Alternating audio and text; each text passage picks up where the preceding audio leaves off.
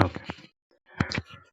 So before getting into today's topic, let us recall the topics, whatever that you discussed in the last class. I mean, in the module one. So first, let us started with data analysis. So what is mean by data, and what are the different types of data, like unstructured data, semi-structured data, structured data, and then about what is big data, how the term big data evolved, and characteristics of big data, and what is the difference between DBMS and traditional database management system and Hadoop-based distributed file system management. And next, we talked about big data and marketing and like fraud and credit card risk management and how it is being applied widely in industries. And then we stopped with healthcare industries, right? So, this is the last slide that we have discussed in the last class. Big data and advances in healthcare. Big data has promised, big data is being used widely in healthcare industry for n number of things, to maintain patient health costs. Here, if you look into this diagram, you can see cloud data, transactional data, healthcare public, healthcare provider and data. So it is clinical data. So clinical data means the items, the medicine that the hospitals purchase, the number of items, number of medicines it has been rolled out, and about like healthcare record about patients. And if you see this, you can see like EMR or EHR, like electronic medical related data, electronic health related data. So what are the patient data are being stored online, and how how much it is efficient for the doctors to access those data whenever it is required instead of getting into an offline. So this will help you to avoid report in papers, and the report loss also will be get reduced. Will the report that is that will the assurance will be made that the report can be get accessed at any time period of time. And other challenges in healthcare, the transactional data, whatever it is happening, like operations and all the treatment data will be get stored in a database. And here I want to relate three terms. The term data means the information that you all know, right? From data, the next term is a database. So database is a set of relational data which is stored under a schema. That is database.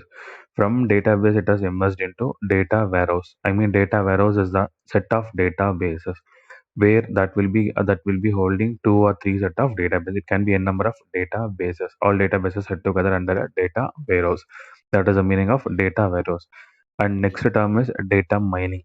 So extracting the knowledgeable data from the data warehouse. It is called data mining. And one more thing to be get noted is, to apply data mining, it is not mandatory that we are using only data warehouse. Even this is applicable for even for database. I can mine the information directly from the database. It is not that we can mine the information only from data warehouse. That is one thing, data mining. And next thing is about, and the next term is big data, which has been emerged with a huge set of data size, that is called as big data. And the most important thing related to big data is characteristics of 5 is volume, variety, veracity, right? Volume, variety, veracity. And next one is first one, volume, it is size, and next one is speed at which data is arriving, it is velocity, and next one is variety, type of data, and next one is veracity, removing the ambiguity, removing the noise, errors, removing the inconsistencies from the data. And the fifth V is value. How come you're making the data to be valuable? Which should be added to BI, business intelligence, right? So if you look into big data technology, when big data is being immersed, there are a number of solutions for big data technology has been provided as evolved.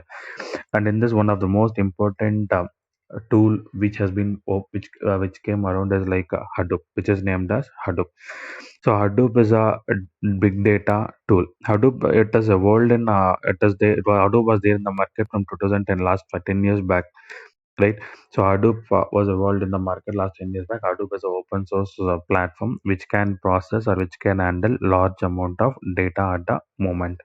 And it is like the elephant in the room is Hadoop parallel word. And I will tell you what is the meaning of this and why it is named as Hadoop. See, Hadoop was developed by two persons called Dow Cutting, and we know them like Dow Cutting and Mike Cafeteria. So they are the two persons who have designed this Hadoop. And this Hadoop is not a programming language. That is a platform on which you can run your own algorithms on Hadoop. That is the difference between a platform and a programming language. See, the next most related term to this Hadoop is MapReduce.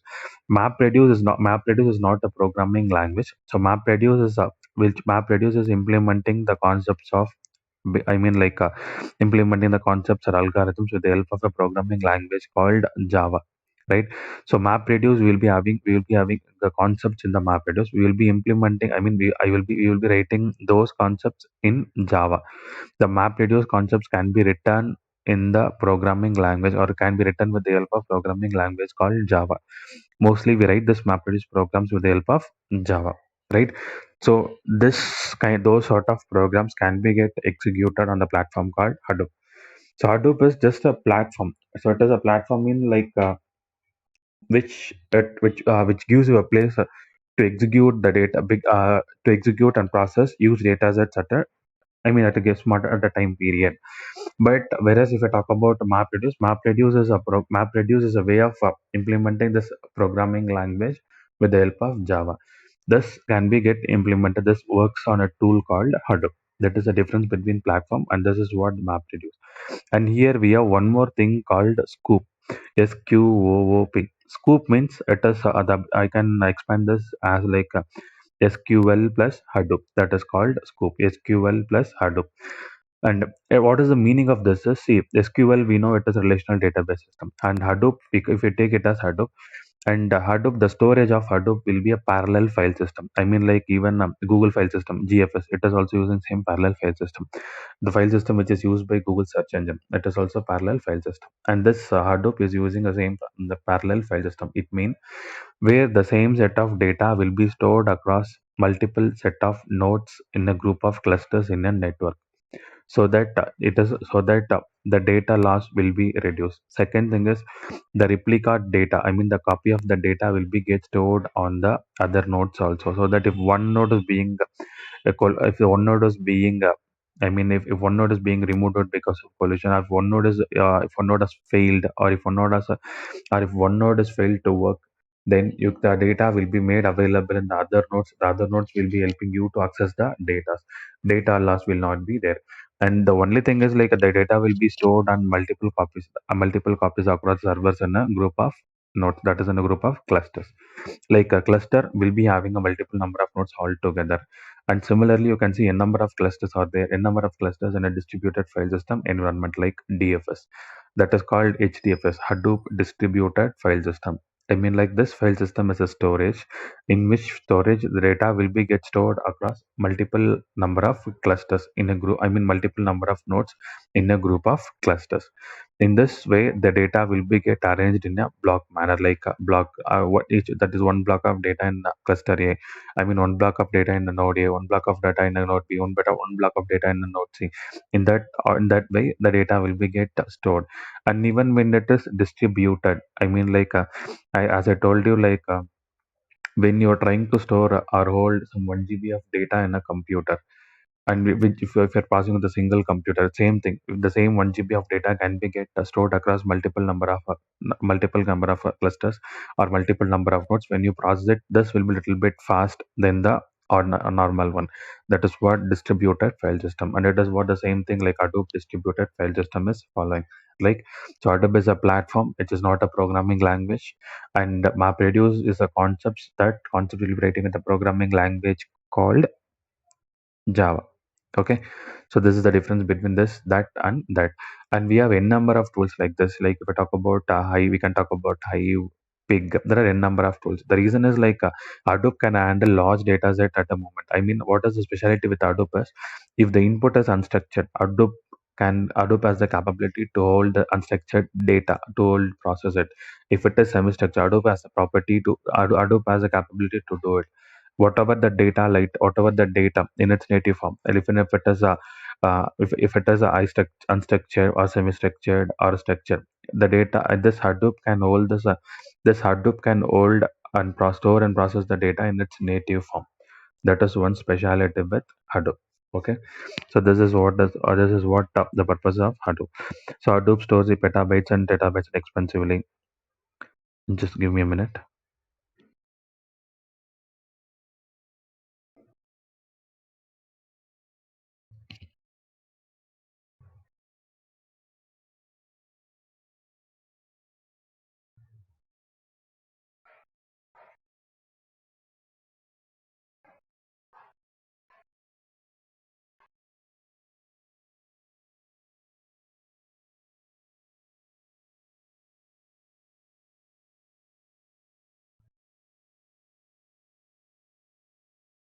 Okay. So we are talking about this Hadoop file system. So as we are talking about Google file system, which is also like a distributed file system, where the data will be get replicated on multiple set of nodes across a cluster, like block replication. And here, if you look into this, you can see the two critical components of Hadoop are HDFS and MapReduce. See, the one thing you want to make clear is when you get into textbook in the topic of Hadoop, like HDFS, there if you look into it, the HDFS components will be little bit different. HDFS has two components. One is called name node and one is called data node. It is something like master node and slave node, where this master node will be allocating the task. I mean, will be managing the task, but operations will be performed by this slave node. And that is the difference between that and this. And here it is the two critical components of Hadoop. We are discussing about HDFS and MapReduce. And like as I told you in Hadoop, the data will be get stored across multiple set of nodes in a clusters. So which will be get executed in a parallel manner. So parallel processing environment. Hadoop is a parallel processing distributed environment, right? So these are the points to be get noted with respect to Hadoop. Just give me a minute.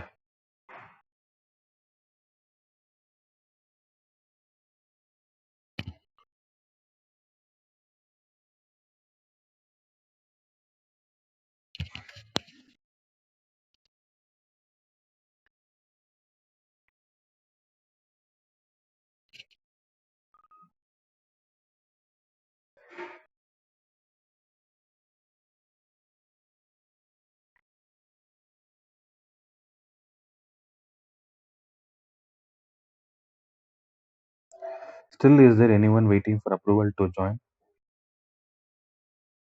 I can see all the four has been joined. Only Roja is missing for today's class.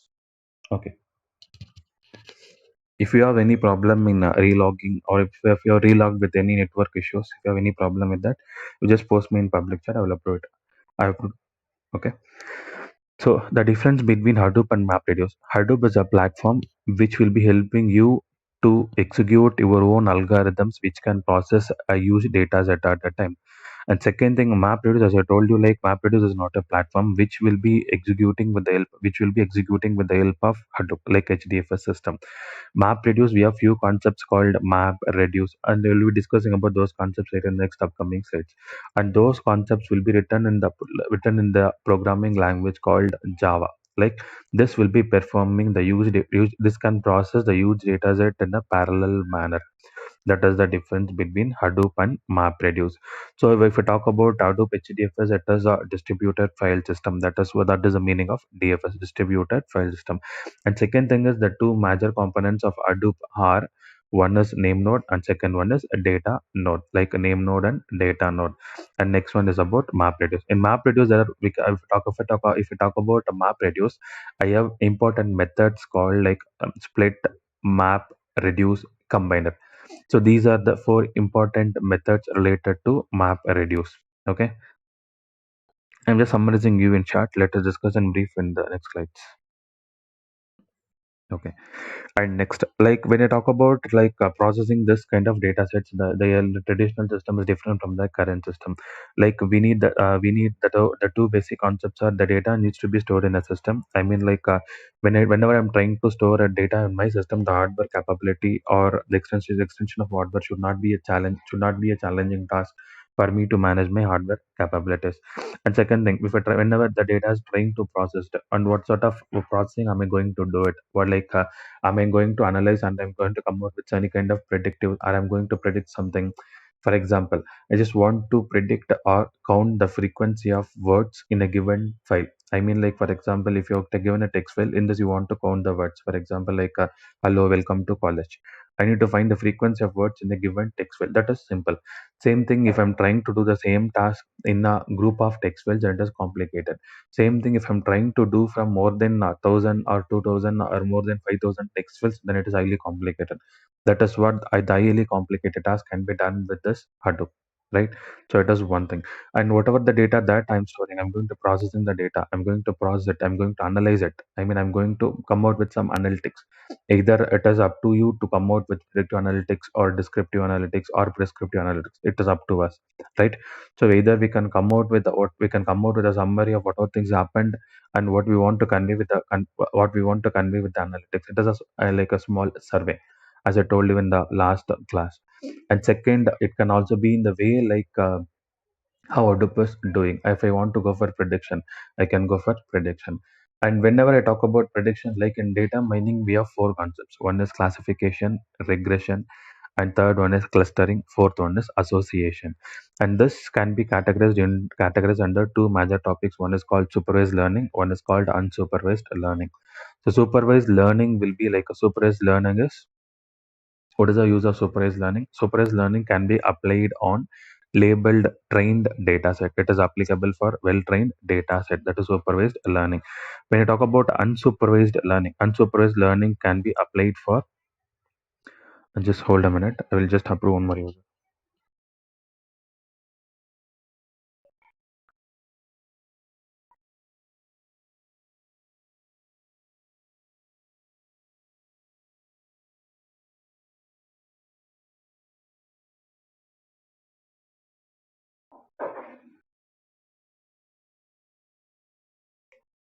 Okay. So unsupervised learning. So supervised learning means supervised learning which can be applied for well-trained data. If I'm going to classify something, on which attribute, on which category I'm going to classify, at the the label data item will be there. And this supervised learning can be applied, I mean, this classification. And second one, as I told you, like regression, classification, regression will be coming under this supervised learning, whereas second, the clustering, and the third last one, association rule mining, will be getting falling under this unsupervised learning. So classification, you know what is the meaning of classification, which can be applied on trained set of data, and this works better for prediction. And most of the classifications are used for prediction, and in this specifically decision tree has been used widely for prediction under classification technology. And second one is like regression. See, regression is a kind of analysis, I mean, like where I can find the relationship between two independent variables or the other thing. And if I'm going to predict something with some 10 to 15 parameters or 10 15 attributes, with regression I can find out which attribute is having highest impact on this, or which attribute has the highest impact on the prediction, which attribute is which parameter has the highest impact on the result. This I can do with prediction. And clustering, like clustering, grouping of common group of set of similar nodes. Association rule mining, like it tells you like relation between the product and the other product. When a person purchase an order, like purchase a product like milk, what are chances for him also to purchase the other product? If a person purchases a laptop, there is a chances for also to get mouse or additional keyboard, something like that. So that will be called as association role mining. And it is also called as market basket analysis. This association role mining, ARM, it is also called as market basket analysis. So these are the things you should be knowing about when I talk about data mining algorithms, right? And next, so data discovery. So now we have the technologies that we have a number of tech, whatever that we are thinking and whatever that we want to do, we are in a position to do the things, right? So like if you want to do something with the big data, we can do it. If you want to something to do with some kind of existing data, so that also we can do it. And here there are, I mean, like this has been written in two things. One is Tableau software. Second one is QuickLeak International. Both are two are like a soft standard international standards, like American based companies. What it can do is like a table view. Tableau is a data visualization tool which is used widely in business intelligence industry. So as if you can take a small example called dashboard. As I told you, like when you enroll for a NPTEL online course, some other course, you can see the dashboard like which conveys you the information, how much percentage of course has completed, how much percentage of course has yet to be completed, and what are the assignment that you have submitted, and what is the role that you are in there, either instructor or a teacher or a student. So all these things are there in this, right? So all these things I can see, like all these things can be get analyzed. And open source technology for big data analytics. You know what the meaning of open source? So open source is I mean, like, yeah, have you heard about the term GNU?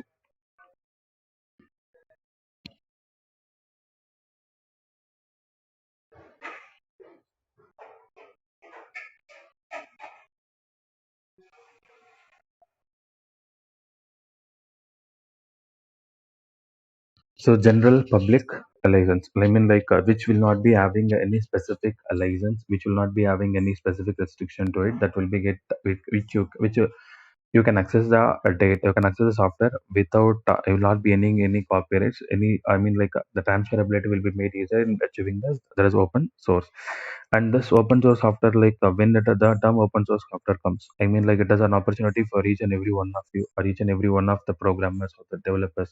They will get an opportunity to use those softwares and to develop some new design or some new concepts. And here, if you look into it, whenever you need the open source software, you can download it, you can deploy it.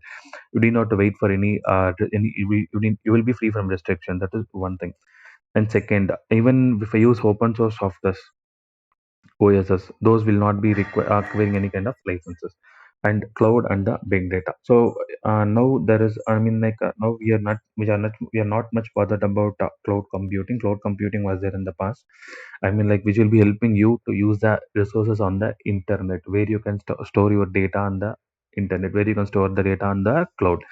Like, which was this is cloud has provided you three services like IaaS, PaaS, SaaS: infrastructure as a service, platform as a service, and third one is software as a service. And mostly we'll be talking about this third one called a software as a service. And I hope you will be knowing about a company called Salesforce.com. So Salesforce, like, if you go into Google and browse, you will be getting into the Salesforce.com. So it is also a cloud-based company which which offers the software as a service. It is one example for this SaaS, right? So when with the cloud model, you can pay on subscription basis. Whatever that we're using, for that you will be getting paying. And that is cloud-based platform. I mean, like, the expensive or the amount which you want to invest on the infrastructure has been reduced. So we need not to spend much more. We need not to spend much more amount, or we not invest much on infrastructure or a platform that we want to use it. Like, so for all these things, cloud is an alternate solution which challenges all these things. And here, as I told you, like, we'll be discussing about a SaaS, software as a service, business intelligence. So, like, the software as a service, this example you can see is Salesforce.com. So basically, what it is doing is, like, it is making easy for the companies to gain access to solutions. I mean, like, without getting a problem of infrastructure or implementation, this will be get easily solved. And this also helps. I mean, this software service also helps in business intelligence and predictive analytics. Okay, and this has given a way for mobile based business intelligence, mobile BI. So there are three major reasons, and there are three elements which has been given a wide impact for mobile business intelligence.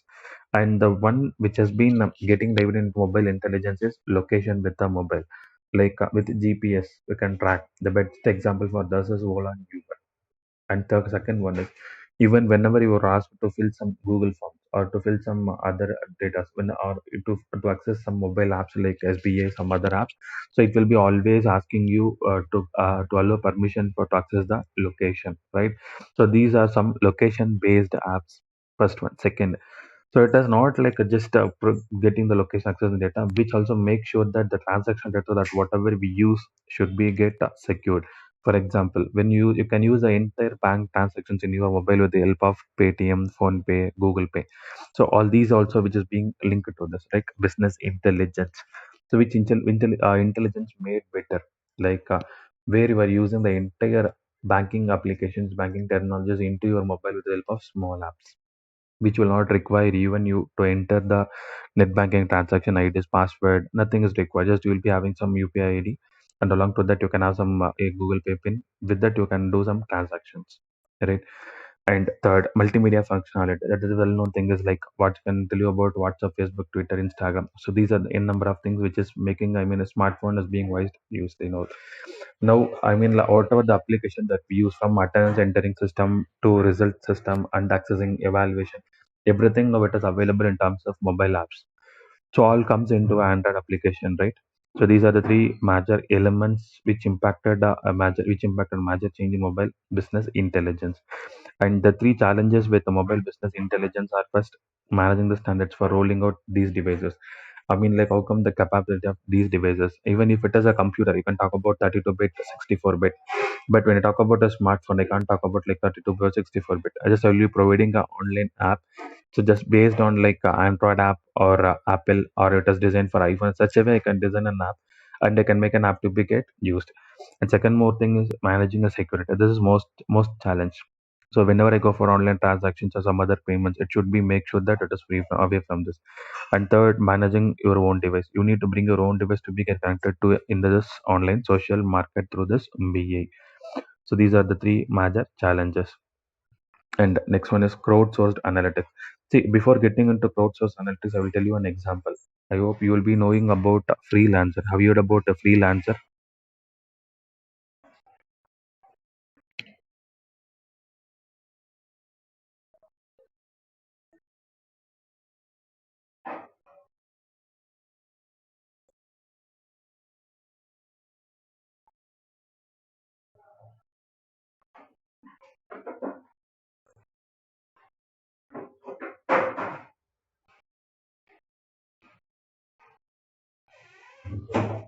Okay.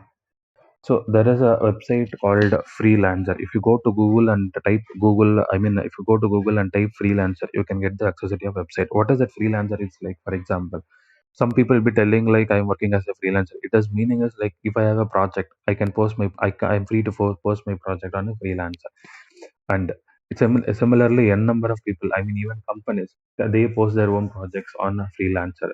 And what that is doing is like and the persons who is being talented, like if you think that I'm talented in programming, I'm talented in developing, I'm talented in testing, or I'm talented in designing websites, I'm talented in blogspot. So irrespective of this, you can enroll into this freelancer site. Once if you enrolled it, you can see the number of projects which is being posted over there in freelancer. And whatever that you think this can be get solved by you, I mean, you are having a proper skill on it to do it, you can just solve the project and you can get money, right? So it is a one kind of online business. That is a freelance. It is called freelancing websites. I mean freelancers. So where I need not to be worry about the people. I need not to worry about a software. I need not to worry about the tool. I need not to worry about the technique. I need not to have my organization. Just I can post my project on this freelancer site. So I can see a number of users will be looking on it, and whoever that's being matching the skill, they will be quoting on it. And I will be receiving some n number of quotes. From that, I can shortlist and I can make my project to be submitted for one or two persons. So they will be doing my project and they will be delivering this project within a given deadline, right? So by this, I can make my project to be get solved with a number of people, so that I need not to recruit them. I mean, this challenges will be get solved. So it is one example for freelancer. The other example is Uber and Ola. So if you take in the Uber network or a Ola network, you can see that Uber is not providing you a car. If I own my car, I can get connected to Uber, and I need to pay some percentage commission to Uber. And the other thing is like Uber is not providing a customers. Customers are making use of Uber, right? So if you are accessing the Uber is not asking you to access it, is access the car. It is not asking you to get the car. Like, so we need that service. We are using their car. Almost we are I mean we are out of that. And even the travelers, Uber, it is not, if the Uber or Ola is having some 500 number of cars, all the 500 number of cars will not be the own Ola and Uber cars, right? So only 5% of cars will be their own cars. All remaining cars will be the other, I mean, like, will be other stakeholders, where they will be getting into this particular environment to offer their service, or to offer their vehicles service to our users. And with that, they will get commission, they will get money. So it is also one kind of thing. See, crowdsourcing analytics means, for example, like, if I have a problem, or if I have a problem to be get solved, I will be just giving that, I will be just providing, or I will be sharing this idea in the market. I'll be sharing this through some platform where I can make some people, I mean, where I can make some people, some group of people from the social media, from the online social network, or from some other online platforms to work on my project and to solve it. That is called crowdsourcing analytics. Like, it is a simple way of, I mean, like, the best and brightest internal people to solve all your problems. I mean, like, what it is conveying is, if I have a problem, I can't make sure that I mean, like, if I have some new kind of projects to be get solved. or some new kind of problem to be solved. I myself, I can't make sure that the people or the people in my organization are fit to do this. If I don't think that they are not fit to do this, then I should train them, or I should recruit a proper trainer, or I should recruit a person who is being skilled expert on that domain or area. Instead of this, what I can do is, so even when I recruit a people, or even when I start doing my training, it can't be get done in a one night, right? So I mean, like, you can't be a master, you can't be talented in a one day. You need experience, you need to work for a project, you need to work, and then you will be gaining experience. Then you can start doing it, right? So I can't make you to be an experience in a platform in which I'm doing my project. So what I will be doing is, I will be giving, or I will be posting this problem, or I will be posting this project in a freelancer site. So okay, so where I can see a number of people, a number of people will be will be approaching towards my project. From that, I can select the best whoever that I think it fits for my project, and I will be solving this project with the help of that particular user. That is what the meaning of crowdsourcing analytics. To be simple, providing a problem to a crowd and making them to solve it and getting the problem to be get solved. That is crowdsourcing, right? So crowd is a way to capitalize. In this way, I can reduce a number of resources. It can be hardware resource, it can be human resource, it can be like a techniques resource, it can be a tools, whatever that it will be. All the resources will be reduced. I need not to worry about much more thing about this, right? And this is what a crowdsourcing is: a disruptive business model and whose roots in technology but is extending beyond technology to other areas. And these are the below are some examples for this crowdsourcing analytics. Even freelancer, you can take it as an example for this crowdsourcing analytics. And next, inter and trans firewall analytics. So earlier, when there was analytics is doing, when it was doing it between a system, or in between a machine, or in between a company, it is called as like intra firewall. With doing within an organization, that is called intra firewall. For example, if I am doing some kind of if I'm doing if I'm tracking the customer behavior, this customer behavior if I'm tracking customer behavior, or if I'm tracking the customer details, or if I'm tracking customer feedback, this will be resulting for the company organization as well as for the retailer company. Here it is given like retailer and social media company. If a retailer and social media company is jointly tracking the consumer behavior, this will benefit for both players. This will benefit for both of them. Even if they track and they can make money out of it by giving the collected item, or by giving the analyzed item to some other product, some other company. What this before technologies are doing. And where nowadays you can see like where one company, other company, they are joined and they started solving a problem, right? That is called, like where they are coming out from their firewall. And that is called inter means within the company, inter the company with other and company. And future you can see like where the companies will be getting collaborating with other companies in solving their own problems, in solving the other problem. That is inter and trans firewall analytics.